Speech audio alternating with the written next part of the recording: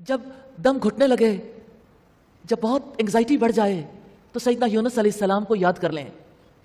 آپ اپنے خوف سے، اپنے غم سے اٹھ جائیں گے. اللہ تعالیٰ آپ کو ان گھبراہٹوں سے بچا لے گا جیسے کہ اس نے مچھلی والے کو بچایا تھا. مچھلی کے پیٹ کی 3 تہوں کے اندر سیدنا یونس علیہ السلام زندہ تھے. کتنا غم تھا، کیونکہ خالق نے، مالک نے پکڑا تھا.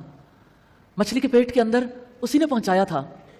کسی انسان کی فکر، کسی انسان کا غم یونس علیہ السلام کے برابر نہیں ہو سکتا. آپ اپنے آپ کو مچھلی کے پیٹ میں تصور کر کے دیکھیں. سانس آتی ہے، کتنا دم گھٹتا ہے، لیکن زندگی ہے. اور اس زندگی میں یونس علیہ السلام اللہ تعالیٰ کی طرف توجہ کر رہے ہیں. کتنا اندھیرا تھا، سمندر کا اندھیرا، رات کا اندھیرا، اور ویل مچھلی کے اندر کا اندھیرا. کتنی بدقسمت زندگی ہوتی اگر ہمیشہ ویل کے اندر ہی رہ جاتے. اس اندھیرے میں، مایوسی میں جب ان کا دم گھٹ رہا ہوگا، انہوں نے اپنے تمام غموں کا معاملہ اللہ تعالیٰ کے سامنے رکھا ان الفاظ میں، لا الہ الا انت سبحانک انی کنت من الظالمین. اب بھی دہرا لیجئے.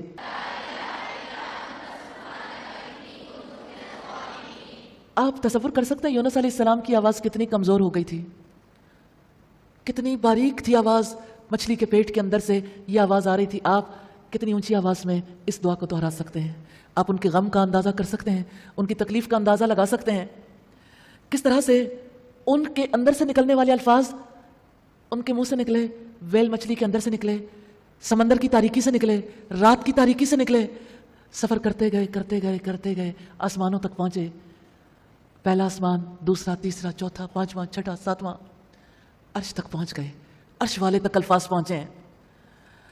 فرشتوں نے جب یہ آواز سنی تو کہنے لگے، اے رب یہ کسی انجان جگہ سے آنے والی نامعلوم آواز ہے، اجنبی سی آواز لگتی ہے. ویل مچھلی نے سیدنا یونس علیہ السلام کو اچانک ہی باہر کنارے پر اگل دیا. مالک کی توجہ ہو گئی تھی. ہاں، اس الحفیظ نے مچھلی کے پیٹ سے نکالا، انہیں کدو کا درخت عطا کیا. اس زندگی میں ہم سب مچھلی والے ذنون کی طرح ہیں. ہماری زندگی غموں اور دکھوں سے بھری ہوئی ہے. ہم نے انہیں برداشت بھی کرنا ہے، لیکن بچنا کیسے ہے؟ صرف الحفیظ ہمیں دکھوں سے بچا سکتا ہے. صرف الحفیظ ہے جو ہمیں پریشانیوں سے بچا سکتا ہے. اس سے دعا کر لیں، یا اللہ تیرے سوا کوئی معبود نہیں، تو پاک ہے اور میں ظالموں میں سے ہوں. یا اللہ اپنی حفاظت سے ہمیں بچانا. آپ کی حفاظت ہمیں گھیر لے. ہمیں ہمارے سامنے سے، ہمارے پیچھے سے، ہمارے دائیں سے، ہمارے بائیں سے، ہمارے اوپر سے، ہمارے نیچے سے. الہی تو ہی ہمیں محفوظ رکھ سکتا ہے.